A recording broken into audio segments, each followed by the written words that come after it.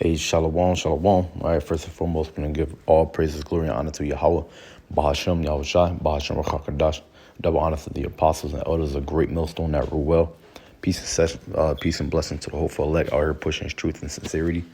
The water for which I do, we love you. We appreciate you through the spirit of Yahweh, Bashem, Yashai. Shalom to you.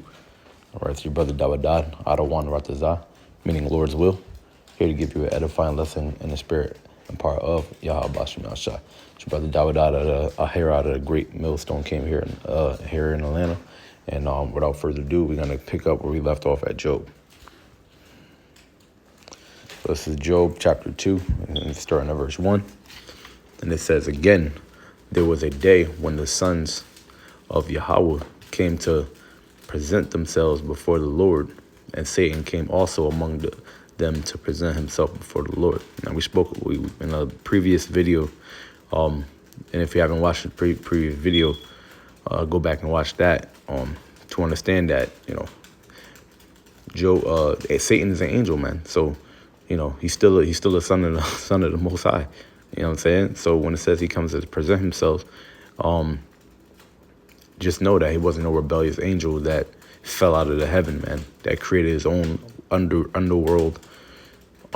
world of fiery pits and rebelled against the Heavenly Father's orders and commandments and, went and did his own thing. It says the sons of God's, the Heavenly Father, Yahweh, came to present themselves before the Lord, and Satan came also. So he's a son of the Lord, right? Among them, among them. So Satan was also among them to present himself before the Lord. That's like, let's say you got children and you call your children and they come out and they line up in formation, man. You know what I'm saying? To present themselves in front of you. That's the same thing that Satan and other angels did. All right. And the Lord said unto Satan, from whence comest thou? And Satan answered the Lord and said, from going to and fro in the earth and from walking up and down in it. So he told the truth, right? It says, and the Lord said unto Satan, hast thou considered my servant Job, that there is none like him in the earth, a perfect and an upright man, one that feareth the Heavenly Father and escheweth evil. All right, so he eschews evil, meaning he's, anywhere he sees evil, man, he goes the opposite way, man. You see a bunch of niggas hanging on the corner, he goes the opposite way. You see a bunch of goddamn hoes and motherfuckers goddamn celebrating Christmas and whatnot, or Thanksgiving, he go the opposite way. He not going to sit at them tables, right? It says, and still he holdeth fast his integrity, although you moved me against him to destroy him without cause. Yeah, so the Most High used Satan to test Job, and it said that that he held fast his integrity and he moved not against the Heavenly Father, right? So going more into this thing about faith, right, and going through these trials and errors and tribulations, we're going to go through things in our lives, man, but we're not to curse the Most High or turn our backs against him, right? We are to hold our integrity, right? Let me see, integrity. See if I can get the definition for that here in a blue letter. Tuma.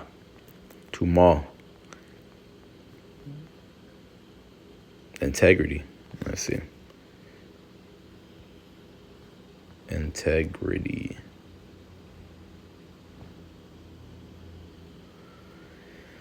From Oxford Languages says the quality of being honest and having strong moral principles. See, that's beautiful. Moral uprightness, the state of being whole and undivided. And the whole means be healthy, right? But hold on, the moral principles is the one I really want to hit at.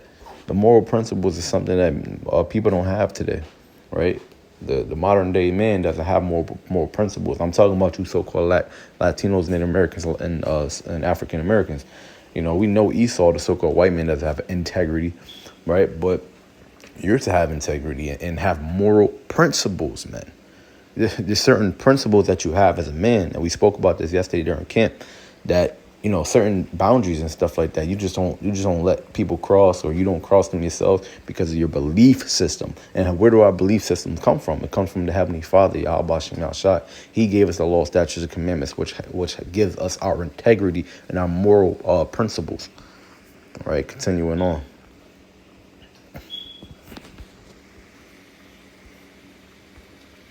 It says, and Satan, and remember, because in previous video, go back and watch that, or just read Job chapter 1. Because in that, the Most High says, although you moved me against him to destroy him without cause, the Most High used Satan, and Satan took everything from him. Satan killed his children. Satan took his substance, all his cattle, right, his animals, his whole farm, man, and his servants. He killed off and destroyed a lot of what Job, possessed. So that's what talk about moved. The Heavenly Father was moved to destroy him without a cause, because he was perfect. He's upright. He's upright. Only perfect one was Yahushua. But this man was close to it, man. Right? Verse 4. And Satan answered the Lord and said, skin for skin, yea, all that a man hath will he give for his life. But put forth thine hand now and touch his bone and his flesh, and he will curse thee to thy face. All right, so Satan's saying, yeah, well, you took all that stuff, but you didn't do nothing to him, really. You killed. I was able to kill his children and take his wealth away from him, but you didn't let me touch him physically. But if you let me touch him physically, I bet you he'll go against you then. Right?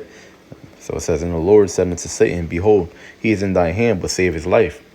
So went Satan forth from the presence of the Lord and smote Job with sore boils from the sole of his foot unto his crown. So could you imagine this man's, lost everything, including his children, but now he's getting these deadly diseases, these boils all over his whole body, man, and they're painful as well, man. Go Google boils, man, see what they look like.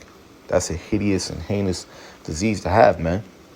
It says, and he took him a potsherd to scrape himself withal, and he sat down among the ashes. Then said his wife unto him, dost thou still retain thine integrity? Curse God and die. Spoken like a true woman. No integrity, right? No integrity, no moral principle, which the majority of women are like, right? And the majority of these men are like women, but these women are naturally like that, though. No, for the majority of them, no integrity, no moral principle, no true faith and belief. Most women are truly like that, man. From nature, they believe really only what they really can see, and touch and smell and feel. But men, we have faith, man, in things that we have not seen. It says, but he said unto her, thou speakest as one of the foolish women speaketh. What? Shall we receive good at the hand of the Heavenly Father? And shall we not receive evil? And all this did not Job sin with his lips. He held his integrity. It says, now, when Job's 3 friends heard of all this evil that was come upon him, they came every one from his own place. Eliphaz, the Temanite, and Baldad, the Shuhite, and Zophar, the Amathite, for they had made an appointment together to come to mourn with him and to comfort him. Verse 12, and it says, and when they lifted up their eyes afar off and knew him not, they lifted up their voice and wept, and they rent every one his mantle and sprinkled dust upon their heads toward heaven. So they didn't even recognize Job, man, because he was so badly bruised. They couldn't even tell who he was, man. And they rent their mantles, you know what I'm saying? So, yeah, and sprinkled dust upon their heads towards heaven. They're in a deep state of mourning right now for their friend. Their friend, they see their friend, first of all, they already heard about all the stuff that he lost and how his children died, which, that got to be one of your most painful events to go through in your life, man. The mourning, the loss of your children. That's got to be a sore and grievous wound to your heart. And they seen that and they came to comfort him, and then they can't even recognize him because they see that he has all these boils. So the affliction was multiplied, and they saw that and they felt his pain. And it's crazy because it's like they see how much stuff he went through, and they're mourning at a very grievous point. Imagine Job, what he was going through, man. And still he held his integrity. This is the faith that I'm talking about.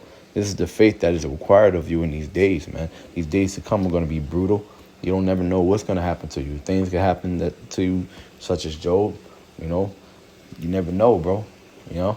But you got to hold your integrity, man. The Lord willing, man, that Most High put the Spirit on you to hold your integrity and keep your faith and not curse him and have faith in that, you about to receive tenfold, and that you about to receive more, and that you about to inherit the kingdom of heaven, and that you're going to get your revenge, man. You're going to get your get back, right? Because, we read it the other day during camp. Fear not the one who can hurt the flesh, but fear the one that can hurt the soul and the flesh, man. Which is the Heavenly Father, man. But let me see, because he sprinkled dust upon their heads, heaven toward heaven. So they're all in a deep state of mourning, right? This is Job chapter 2, verse 13. It's the last verse. It says, so they sat down with him upon the ground 7 days and 7 nights, and none spake a word to him, for they saw that his grief was very great. See, so there 7 days and 7 nights, a complete amount of days, and they were comforting him. These, from this point, you can tell that these men were righteous, man. They were there for their friend, This is the type of, probably the only type of comfort outside the comfort of knowing that, at the end of the day, the Heavenly Father still loves you. That outside of that, this is great comfort to be surrounded by your friends, man, which is why the brotherhood is so, is so strong. That's why the brotherhood is so important, man, because if the brother's going through something, we can be there to, help carry that burden, man. You know what I mean? Whether it be financially, spiritually, you know what I mean?